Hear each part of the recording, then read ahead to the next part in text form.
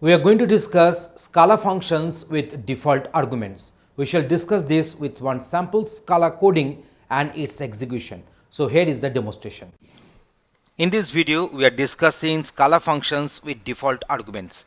So here we have defined one function. The name of the function is func, and it takes two input arguments. One is a and another one is b. So a and b both of the type int, but b is having one default argument, that is 7. And the code is actually printing a into b, that is a multiplication of two input parameters.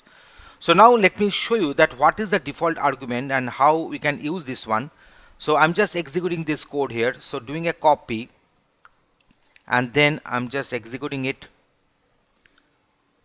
So the function has got defined. You can see that function name is func.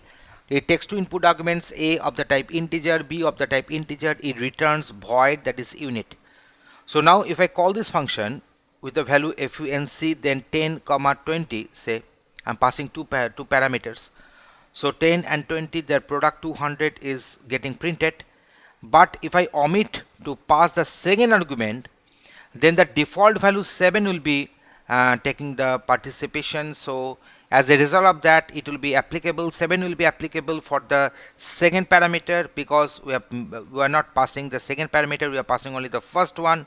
So here I'm getting the output as 10 into 7, that is 70.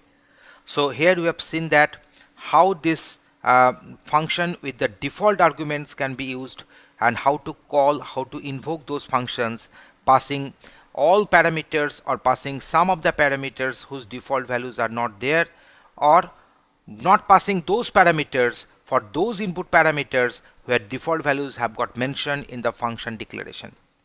Thanks for watching this video.